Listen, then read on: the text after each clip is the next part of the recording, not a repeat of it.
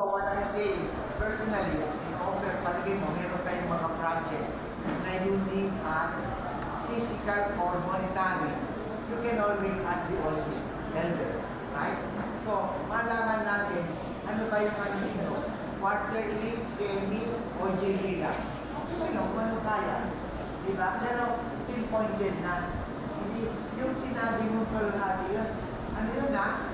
That's very, ang nakakalungkot yun, ang dalawa lang pumunta, giving holiday item. They are not after that. Gusto nila may makausap, isa-isa mo sila ng sayaw, kakausap ko kwentuhan. Yung mga love stories nila, years ago, kukwento sa'yo. So, that's what I'm saying. Kung isang focus lang kayo, one big project or two, okay lang. Kung ano yung doable, kung ano yung sustainable. Hindi yung nakakarap tayo, dami-dami just for the sake of impressing the pare o whatever. No. Ilan natin. So kung sakali dumating sa puntos na may project kayo na kailangan ninyo kami o kung sino man, at least get us involved. Sabi yun eh, sa akin, ang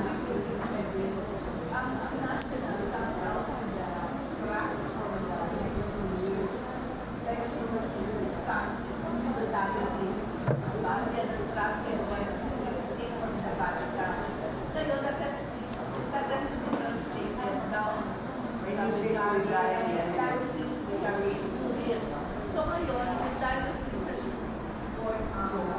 sila